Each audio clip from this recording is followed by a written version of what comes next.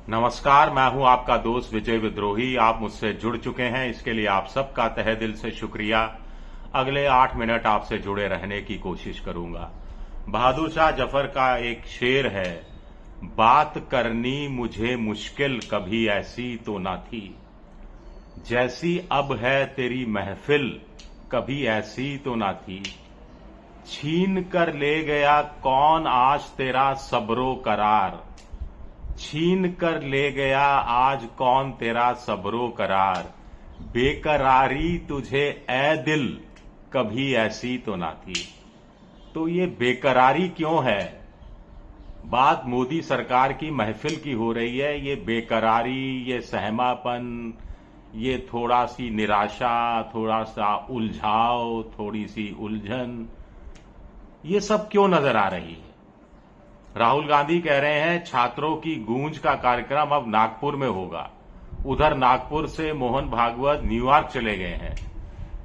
Cockroach जनता party का कहना है कि 5 सितंबर टीचर्स डे के दिन वो दिल्ली में विशाल धरना प्रदर्शन करेंगे इंडिया गेट पर, और दिल्ली पर राज करने वाले 4 देशों या 3 देशों की विदेश यात्रा पर मोदी जी बाहर जा रहे हैं। लौटकर शायद 31 की रात या 1 तारीख को आएंगे। इस बीच मोदी जी नितिन नवीन की नई जो टीम है उससे मुलाकात करते हैं, और जो सोशल मीडिया में खबरें छपी हैं, खास तौर से इंडिया टुडे में, माफ कीजिएगा इंडियन एक्सप्रेस में लिज मैथ्यू की अच्छी एक बड़ी खबर छपी है।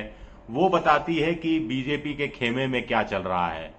कुल मिलाकर खबर यह है कि बीजेपी के मंत्री, बीजेपी के जो बड़े नेता अपने घर का उदाहरण पेश कर रहे हैं कि साहब हमारे घर की जो में भी जंजी जो है, आखिर नेताओं के भी बेटे बेटियां हैं, पोते पोतियां हैं, नाती नातियां हैं, वो भी वही शिकायत कर रहे हैं, उसी तरह की स्वर्ग में बात कर रहे हैं जैसा जंजी वाले जंतर मंतर पर कर रहे थे, जैसा जनरेशन अल्फा वाले गांव गांव में अपने स्कूल को लेकर कर रहे हैं। ये चिंता की बात है। सूत्र बता रहे हैं कि मोदी जी ने तो कह दिया कि भाई पिछले कई सालों से लगातार चुनाव जीतते आ रहे हो तो आगे भी चुनाव जीतते रहोगे, इस बात की कोई गारंटी नहीं है। कोई लापरवाही नहीं बरतनी है, कोई कमजोरी शो नहीं करनी है, कोई अपने प्रयासों में शिथिलता नहीं लानी है, कमर कस लेनी है। ये मोदी जी ने इशारा किया है। तो कहीं ये मन की बात, बेकरारी तुझे ए दिल कभी ऐसी न तो ना थी, सत्ता छिन जाने की बेकरारी सताने लगी है क्या? जो खबरें छप रही हैं वो ये कह रही हैं कि मोदी जी ने कहा एक बीजेपी नेता के हवाले से कि 2014 में तो हम सत्ता में आ गए थे क्योंकि लोगों में गुस्सा था यूपीए सरकार के प्रति। यानी मोदी जी की बीजेपी को उस समय पॉजिटिव वोट नहीं मिला था। कांग्रेस को यूपीए सरकार के खिलाफ नेगेटिव वोट पड़ा था, जिसका फायदा बीजेपी को हो गया था। 2019 में कैसे आए? गरीबों के लिए जो कदम उठाए गए और सुरक्षा के लिए जो कदम उठाए गए, तो 2019 में आ गए। तो आधारभूत विकास, स्ट्रक्चरल चेंजेस, ये सब बड़ा वजह नहीं रही। 80 करोड़ लोगों को मुफ्त राशन देना और वो पुलवामा के बाद देशभक्ति का ज्वार पैदा करना, उसके कारण सत्ता में आ गए।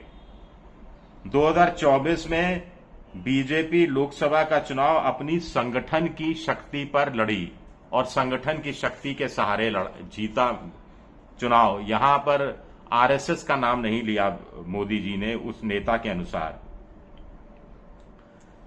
मैसेज मोदी जी का यह था उस नेता के अनुसार कि we cannot take our wins for granted. हम जो जीते हैं इसको हम गारंटी के रूप में नहीं ले सकते कि आगे भी हम जीतते रहेंगे। क्यों नहीं जीतते रहेंगे? तो अलग अलग लोगों ने राय जो व्यक्त की। कुछ लोगों ने कहा, बीजेपी के नेताओं ने बैठक के दौरान, कि साहब क्या करें, नितिन नवीन जनवरी फरवरी में बन जाते हैं, लंबे समय तक नई टीम नहीं बन पाती, खबरें आती हैं कि पहले संगठन में बदलाव होगा, फिर सरकार में बदलाव होगा, फिर संसदीय बोर्ड में बदलाव होगा, फिर राज्यपाल बदले जाएंगे, नहीं बदले जाएंगे, मुख्यमंत्री बदले जाएंगे, नहीं बदले जाएंगे, 3 मुख्यमंत्री लाइन में है, 4 मुख्यमंत्री लाइन में है। तो इससे कंफ्यूजन फैला। इससे जो लोगों में जो पदों पर बैठे नेता हैं, मंत्री हैं, मुख्यमंत्री हैं, विधायक हैं, कोई दूसरे लोग हैं, उनमें कुल मिलाकर ये शिथिलता सी आ गई और वो सेल्फ प्रिजर्वेशन मोड में चले गए। और ये जो अनिर्णय हो रहा था, निर्णय नहीं हो पा रहा था, जो अनिश्चितता थी, अनिश्चितता एंग्जाइटी लेकर आ रही थी और हर आदमी को लगता था कि अपना पद सुरक्षित कर लिया जाए। पता नहीं मैं हटूंगा, मेरा मंत्रालय तो नहीं बदल जाएगा, मुझे मंत्रालय से हटा तो नहीं दिया जाएगा। आखिर रविशंकर प्रसाद को हटाया जा सकता है, प्रकाश जावड़ेकर को हटाया जा सकता है, सुषमा स्वराज को हटा दिया गया तो मेरा भी तो नंबर आ सकता है।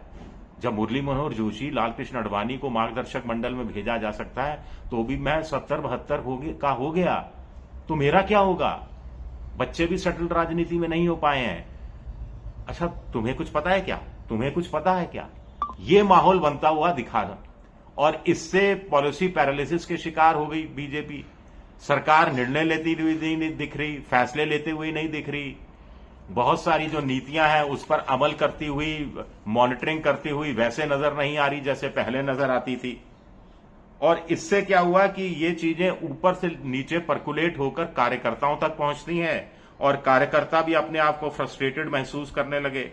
एक नेता ने कहा कि मोदी सरकार की और जनता के बीच में दूरी बढ़ती जा रही है, वो डिस्कनेक्ट बढ़ गया है। पहले जो कनेक्ट था वो डिस्कनेक्ट में बदल गया है। यही बात आरएसएस ने कन्वे की कि ये डिस्कनेक्ट बढ़ता जा रहा है और फैटीग फैक्टर है, यानी लोग ऊबते जा रहे हैं। ये बहुत बड़ी बात है। एक नेता ने, जो सीनियर नेता ने कहा, एक सीनियर नेता ने कहा कि जनजी का जो प्रदर्शन हुआ उसको लेकर जो बीजेपी के कुछ नेताओं ने सार्वजनिक रूप से बयानबाजी की वो बैकफायर कर गई, वो उल्टा तीर हो गया। एक नेता ने कहा कि एक तरफ आप कह रहे हो कि कांग्रेस जनता पार्टी जो मुद्दे उठा रही है सही है, फिर उनके मोटिव को लेकर आप सवाल उठा रहे हो कि पैसा कहां से आया, किसके इशारे पर कर रहे हैं, दरअसल इनका मकसद क्या है। तो वो बड़े सीनियर नेता जो संघ से भी जुड़े रहे हैं, उनका ये कहना है कि ये क्या मतलब हुआ? एक तरफ आप इनकी मांग का समर्थन करते हैं और दूसरी तरफ आप उनसे बहस करना शुरू कर देते हैं।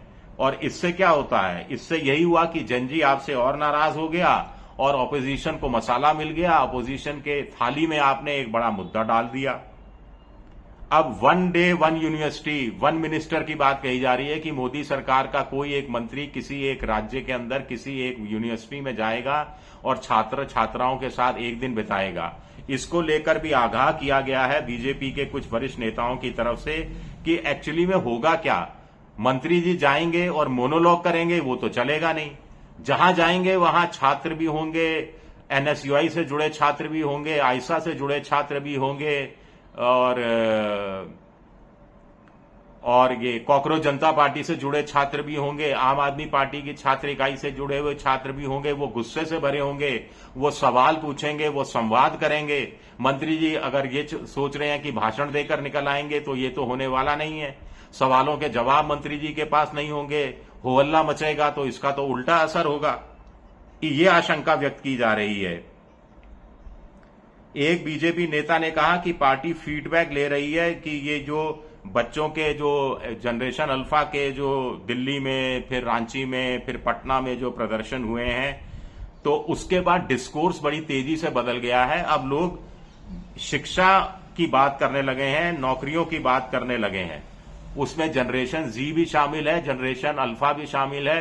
अब तो पटना का 6 साल का जनरेशन बीटा भी शामिल हो गया है और मां बाप भी शामिल हैं इस मुहिम में। तो इसका एक हल निकालना बड़ा जरूरी है और उत्तर प्रदेश के चुनाव को लेकर तो इस पर खास तौर से चिंता व्यक्त की गई है। शुक्रिया, बहुत बहुत शुक्रिया मेरा वीडियो देखने के लिए। पसंद आए तो लाइक कीजिए, सब्सक्राइब कीजिए, शेयर कीजिए। आप मेंबरशिप ड्राइव में भी जा सकते हैं। शुक्रिया, बहुत बहुत शुक्रिया।